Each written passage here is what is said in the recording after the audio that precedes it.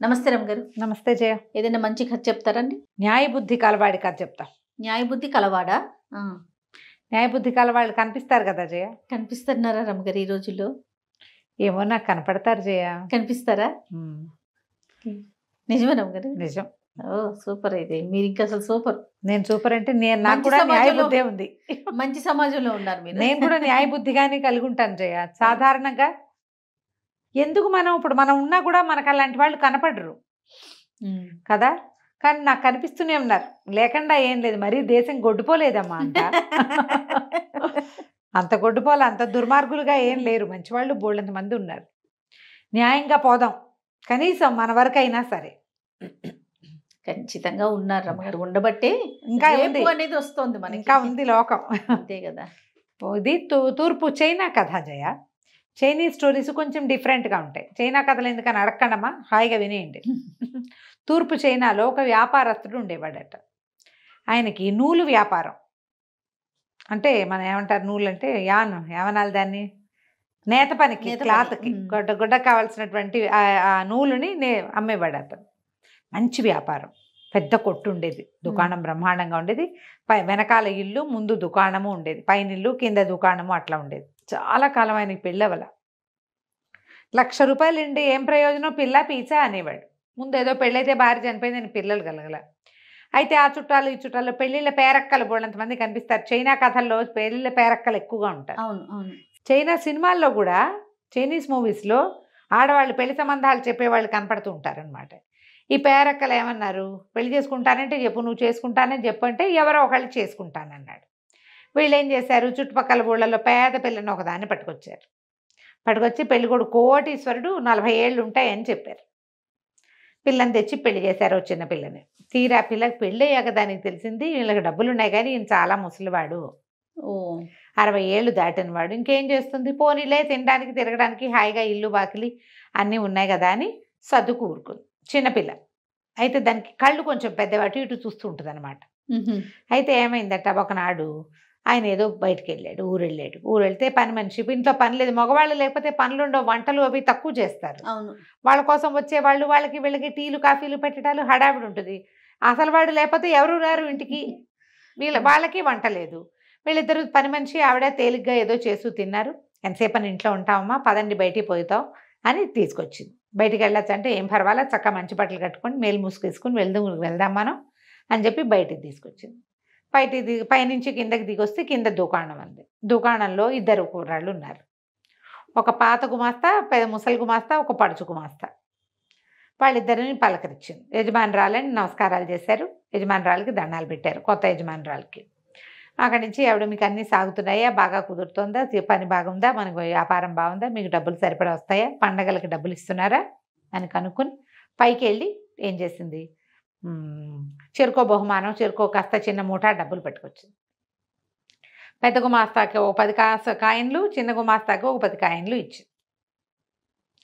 ఇచ్చేసరికి సరే కాయిన్లు చూసుకున్నారు. ఒకళ్ళ కాయిన్లు ఒకళ్ళు చూడాల.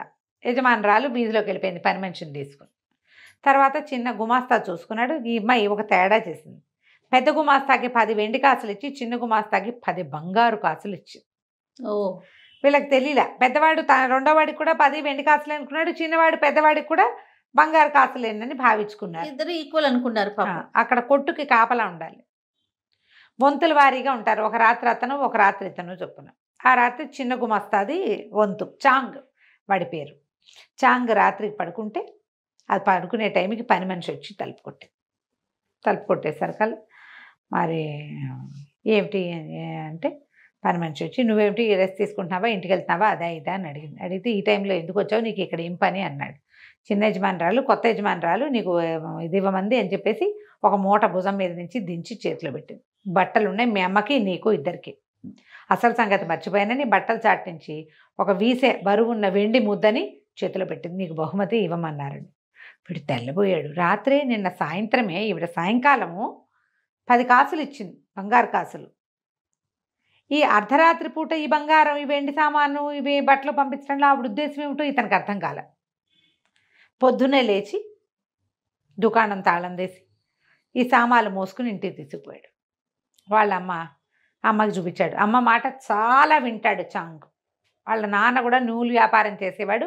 ఆయన చనిపోయేసరికల్లా ఈ పిల్లాడికి వ్యాపారపు దక్షత లేక ఈయన దగ్గర చేరాడు, ఈ వ్యాపారస్తుడి దగ్గర. వాళ్ళ అమ్మ ఇవన్నీ చూసి, ఏమిట్రా ఇవన్నీ ఎవరిచ్చారురా నీకు, వెండి బంగారాలు ఇవ్వటం ఏమిట్రా పనివాడికి, ఈ బట్టలేమిటి ఇంత మూట, ఓ వస్త్రం ఇస్తారు, నీకు 1 డజన్ జతలు నాకు 1 డజన్ జతలు ఇప్పించింది ఏమిటి, ఎందుకు ఇచ్చింది, ఎంత వయసురా ఆవిడికి, చాలా చిన్నదమ్మా అన్నాడు. వెళ్ళొద్దు నువ్వు అక్కడికి, ఇదేదో ట్రాప్, నువ్వు చాలా ఇబ్బందుల్లో పడతావు నాయన, నమ్మక ద్రోహం అయిపోతుంది, ఈ ఆడపిల్లల్ని నమ్మకూడదు, నువ్వు మాత్రం వెళ్ళడానికి వీల్లేదంట. పనికి వెళ్ళలా వీడు. మధ్యాహ్నానికి పెద్దగా మస్తా కేకేశాడు, ఏమమ్మా ఏడి మీ పిల్లవాడంటే, మా వాడికి విపరీతంగా జలుబు చేసింది, లేచేలాగా లేడు, చాలా జ్వరంగా కూడా ఉంది, ఇప్పుడు పంపనంది. రోజు కబుర్లు వచ్చేవి, ఏదో ఒకటి చెప్పేది కానీ వెళ్ళనిచ్చేది కాదు, నువ్వు వెళ్ళొద్దు అంతే. వెళ్ళకుండా ఊరుకున్నాక క్రమంగా రోజులు గడిచినాయి. వాళ్ళు మొదటంతా 10 రోజులు కబురు చేశారు, పని మనిషి కూడా వచ్చేది. జ్వరం అని కాళ్ళ నొప్పులని వాడిని చూస్తే నీకు అంటుకుంటుందని వీళ్ళమ్మ కుర్రాన్ని ఎవరికంటా పండించేది కాదు, వాడు ఇంట్లోనే ఉండేవాడు. ఆవిడిచ్చిన 10 రూపాయలు ఖర్చు అయిపోయినాయి, వెండి ఖర్చు అయిపోయింది. ఎన్నాళ్ళు వస్తుంది తిండి కూర్చుంటుంటే. సరే డబ్బులన్నీ అయిపోయాక ఏం చేయాలని ఆలోచించి, సరే వాళ్ళ అమ్మ అంది, నాయన నీ యజమాని సంగతి వదిలేసి నువ్వు అవేం చెయ్యొద్దు, మరి మీ నాన్న కూడా నూలు కుంకము అమ్మటం అని రాస్తారు ఆ కథలో. కుంకం అంటే బహుశా రంగు, కలర్స్. ఆ యజమాని దగ్గర పనిచేసేవాడు కదా ఒక ముసలాయన దగ్గర, అక్కడ కూడా నూలు రంగులే అమ్మేవాళ్ళు. మీ నాన్న అదే చేశాడు, ఒక నూలు తట్ట నేను సంపాదించి పెడతాను, సంబంధించిన రంగులు, డైస్, కలర్ డైస్, డై చేసే రంగులు, నువ్వు కూడా అవే అమ్ము, ఎంత కొంచెం వస్తే అంత కొంచెం వస్తుందిరా, ఖర్చులు తేలిక గడుపుకుందాము, మన దగ్గర నూలు తట్టు ఉంది, నేను నూలు సంపాదించుకొస్తానని చుట్టుపక్కల ఎవరో స్నేహితులతో మాట్లాడుకునే ఆవిడ అనామతగా కొంచెం నూలు ఇచ్చి పిల్లాడు వెళ్ళి అమ్ముకొచ్చి మధ్యలో ఉండి డబ్బులు తీసుకునేలాగా ఏర్పరిచింది. ఓ రంగులు కావడి, ఓ నూలు తట్టా పుచ్చుకుని తిరిగేవాడు. అయితే కొద్ది రోజులు పర్వాలేదు, వాళ్ళ స్థితి గడిచి వాళ్ళు పేదగా ఉండటానికి పొదుపుగా ఉండటానికి అలవాటు పడ్డవాళ్ళు. ఇల్లు మాత్రం సొంత ఇల్లు బాగుండేది. అయితే ఒకసారి ఏమైంది, దీపావళి పండుగ వచ్చింది. దీపావళి పండగలో రాజుగారి మందిరం దగ్గర పెద్ద దీపాలు పెడతారు. అయితే వాళ్ళ అమ్మంది, నువ్వురే ఆ దీపాల దగ్గరికి అక్కడికి ఇక్కడికి వెళ్ళవాక, ఒకవేళ వెళ్తే స్నేహితుడిని తోడు తీసుకెళ్ళాలి, ఒంటరిగా నువ్వు వెళ్ళకు, ఒంటరిగా రోడ్ల మీద పడి తిరగద్దు, ఎక్కడ ఏం ఇబ్బంది వస్తుందో అని. అయితే ఓ స్నేహితుడిని పుచ్చుకొని తిరగడం మొదలుపెట్టాడు. తిరుగుతుంటే రాజుగారి దగ్గర విచిత్రమైన దీపాలు పెడతారు, షాండ్లేర్లు వెలిగిస్తారు, అవన్నీ చూస్తూ ఉంటే కుర్రాడికి ఏమనిపించింది, పూర్వపు యజమాని ఉన్నాడు కదా, ఆయన కూడా ఈ దీపావళి పండగకి ఎన్ని మతాబులో కల్పించేవాడు, అది కూడా చూద్దామని మనసు పుట్టింది. ముందరేడు తను అక్కడ చూశాడు. అటు వెళ్ళేసరికల్లా ఆ ఇంటికి వెళ్తే ఆ ఇల్లు మూతబడి ఉంది, జప్తు చేయబడిందని రాసింది కాగితం, బయట ముద్ర ఇదేసి సీలేసి లక్కసీలు వేయబడింది. ఆశ్చర్యపోయాడు, అయ్యయ్యో ఇదేమిటి ఇట్లా జరిగింది, ఇలా ఎందుకు జరిగిందో వాడికి అర్థం కాలేదు. తిరిగి వచ్చేసాడు.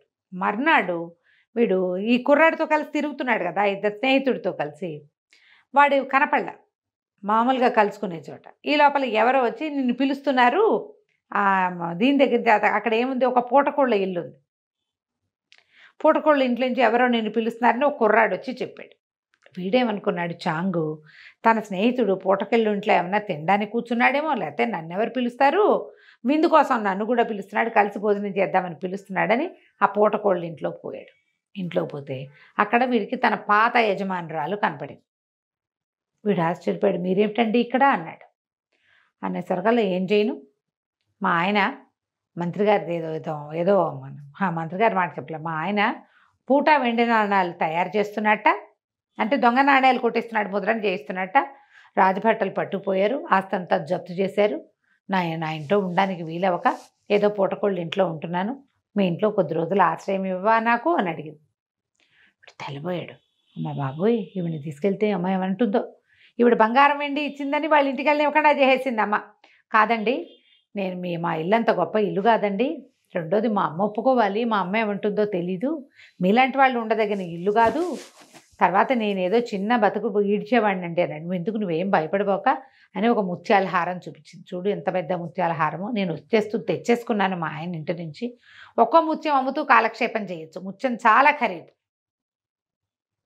ముత్యం అమ్మితే బోల్ డబ్బులు వస్తాయి, నువ్వు వ్యాపారం చేసుకోవచ్చు, నాకు గడవడానికి ఏమి ఇబ్బంది ఉండదు, నీకు నాకు కూడా గడుస్తుంది, మీ ఇంట్లో నేను ఉచితంగా ఉండను, తెలిసిన వాళ్ళు ఒక్కళ్ళు కూడా లేకుండా నేను ఇక్కడ పడున్నాను, మా పుట్టింట్లో అదేదో ఊరు, అక్కడికి నేను వెళ్ళలేని, ఇప్పుడు మా వాళ్ళు రానివ్వరు, పెళ్ళిళ్ళు అయిపోయిన పిల్లల్ని రానివ్వరు, పైగా మా ఆయన జైల్లో ఉండగా నేను ఎట్టా వెళ్తాను, పరువు తక్కువగాను, బాబు ఒప్పుకోబా ఉండండి మా అమ్మని అడుగుతానంటే పదా నేను కూడా నీ వెనకాల వస్తానని ఈ చాంగుతో కలిసి యజమానురాలు చాంగు వాళ్ళ ఇంటికి వెళ్ళింది. ఆవిడ బాకిటో నుంచోబెట్టాడు. మా అమ్మని అడిగొస్తానండి అని లోపలికి వెళ్ళాడు. అమ్మ మా యజమాని అరెస్ట్ అయ్యాడే, పాపం ఇల్లు జప్తు చేశారు అంటే, అయ్యో నాయన ఆయనకి ఎంత కష్టం వచ్చిందిరా, 4 ఏళ్ళు నేను ఉద్యోగంలో పెట్టుకుని చక్కగా చూసుకున్నాడు, పండక్కి పబ్బానికి పిండి వంటలు అన్నీ చేయించి ఇచ్చేవాడు, బంగారు తండ్రి అంటే వాళ్ళ ఆవిడకి ఎంతో కష్టం వచ్చిందమ్మా, ఫలానా చోట కనపడింది, ఆవిడ మా ఇంట్లో ఉంటానని అడుగుతోందమ్మా అనేసరికి, అయ్యో పాపం చిన్న వయసు అమ్మాయికి ఎంత కష్టం వచ్చిందిరా, ఎక్కడుంది అంటే వాకిట్లో నుంచుందమ్మా, లోపల తీసుకురా అని. కష్టం వచ్చిందని జాలిపడ్డారు. లోపల పిలిస్తే ఆవిడేమో దండం పెట్టింది వచ్చి, అమ్మ మీ వంటి వాళ్ళు ఉండదగిన ఇల్లు కాదు, కాస్త మీ బంధువర్గం ఎవరైనా దొరికేదాకా మా ఇంట్లో ఉండండి, ఏదో కాలో గంజో మాతో పాటు తాగుదురుగానమ్మా ఉండండి అని ఉంచుకున్నారు. ఈవిడేం చేసింది, ఆ గొలుసు తెగొట్టి 2 ముత్యాలు కుర్రాడి చేతిలో పెట్టింది. హాయిగా వాళ్ళతో పాటు ఉండేది. ముసలావిడ చక్కగా వంట చేస్తుంది. అప్పుడప్పుడు ఈ కుర్రాడితో స్నేహం చేయడానికి ప్రయత్నం చేసేది యజమానురాలు. కుర్రాడు లొంగేవాడు కాదు. వాళ్ళమ్మ ముందే చెప్పింది బడికి, నువ్వు సహాయం వరకే, అంతే, ఇంకో రకంగా ఈ అమ్మాయిని ఎంటర్టైన్ చేయకూడదు, వాళ్ళ చుట్టాలు పక్కాలు ఎవరైనా అడ్రస్లు దొరికేదాకా ఈవిడ మన ఇంట్లో ఉంటుంది, అంతే, వాళ్ళ కోసం ప్రయత్నం చేయి ఈ లోపల నువ్వు అని చెప్పింది. కానీ ఈ ముత్యాలు అమ్మిన డబ్బులతోటి ఇతను కింద వాళ్ళ వాకిట్లోనే కొట్టు ఒకటి పెట్టుకున్నాడు. ఇతనికి కొట్టు పెట్టేసరికల్లా యజమాని తాలూకు పూర్వపరిచయాల వాళ్ళు ఉంటారు కదా, వాళ్ళందరూ వీడి దగ్గరికి రావడం మొదలుపెట్టారు. బిజినెస్ బ్రహ్మాండంగా డెవలప్ అయింది. ఒక్కోటి మరి ముత్యాలు అమ్ముకుంటున్నాడు, అమ్మాడు, కొన్ని ముత్యాలు ఇచ్చింది, 1-2 చొప్పున షాప్ బాగా డెవలప్ అయింది. వీడి బిజినెస్ అనుకుంది. ఈ యజమానురాల నుంచి భలే తప్పించుకోవాల్సి వచ్చేది అబ్బాయి. ఆవిడకి అసలు ఒంటరిగా దొరికేవాడే కాదు, కొట్లోకి ఆవిడని రానిచ్చేవాడు కాదు. ఓ పని మనిషిని పెట్టి ఆవిడకి సహాయంగా, ఆవిడ ఎక్కడికైనా వెళ్ళాలంటే అదే తీసుకెళ్ళాలి కానీ వీడు తీసుకెళ్ళకూడదు. అయితే ఒకనాడు ఏమైంది, ఇతను రాజప్రాసాదంలో ఏదో నూలు కావాలంటే పెద్ద పెద్ద తట్టలతో తీసుకెళ్ళి అక్కడ ఇప్పించి వస్తూ ఉంటే ముసలాయన కనపడ్డాడు. ఆ కనపడింది ఎవరు, ఇటు పాత యజమాని. తెల్లబోయాడు. ఆయన బట్టలన్నీ చిరిగిపోయి పాత గుడ్డలు, మనిషి అసలే ముసలాడు ఇంకా ముసిలిగా అయిపోయి పిచ్చి గుడ్డలు వేసుకుని తిరుగుతూ ఉంటే, బాబు మీకు ఎంత కష్టం వచ్చిందంటే, ఇదేమిటండి ఇట్లా అయిపోయారంటే, ఆయన అన్నాడు బాంచేత్ అని తిట్టాడు భార్యని. దొంగ మొహం, దాన్ని పెళ్లి చేసుకోవటం వల్లే నాకు ఈ కష్టం వచ్చింది, అనవసరంగా ఇంత వయసు వచ్చాక పెళ్లి చేసుకున్నాను, పాపిష్టిది అన్నాడు. అనగానే వీడు నిర్ఘాంతపోయాడు. ఏం జరిగిందన్నాడు. ఏం జరగటం ఏంటి, మంత్రి గారింట్లో విందుకెళ్తే వాళ్ళ ఇంట్లో నుంచి ముత్యాహారం కొట్టేసింది, ఆ ముత్యాహారం నేనే తీసుకుపోయానని వాళ్ళు ఇల్లంతా సోదా చేసి నన్ను జైల్లో పెట్టి ఆస్తంతా జప్తు చేశారు, తీరా అదేమో నా ఇంట్లో ఊరేసుకుని చచ్చిపోయింది. ఓహో, అదేమైందో నాకు తెలీదు, ఊరేసుకుని చచ్చిపోయింది. దీని చావుకి వాళ్ళ ముత్యాల హారానికి లింక్ పెట్టి నన్నేమో అరెస్ట్ చేశారు, ఇప్పుడు వదిలిపెట్టారు, నా బతికి ఇటు అయిపోయింది, అంత ఆస్తున్నాడు, నేను ఆ ఇల్లుని స్వాధీనం చేసుకోలేను అమ్మాయి చచ్చిపోవటం వల్ల. నిర్ఘాంత పెట్టి చచ్చిపోవటం ఏమిటి, మన ఇంట్లో ఉంది కదా అనలా పైకి, లోపల అనుకున్నాడు. సరే రండి బాబు మా ఇంటికి వెళ్దాను రండి అని ఆయన వెంబడి పెట్టు తీసుకెళ్ళాడు. ఆయన కాళ్ళు గడిగించి పని మనిషిని గక్కి వస్తే యజమానురాలను తీసుకురావే అన్నాడు. ఇందాక దాకా ఇక్కడే ఉందండి, గంట క్రితం కనపడింది, ఇప్పుడు కనిపించట్లేదు అంటుంది అది. యజమానురాలు దయ్యం ఈ కుర్రాడు వెనకాల పడింది. అమ్మో, అయితే చచ్చిపోవటం నిజమే, చచ్చిపోయింది అది. చచ్చిపోయి ఆ ముత్యాల హారం పుచ్చుకుని వీడి దగ్గరకు వచ్చింది. ఓకే, బాగుంది.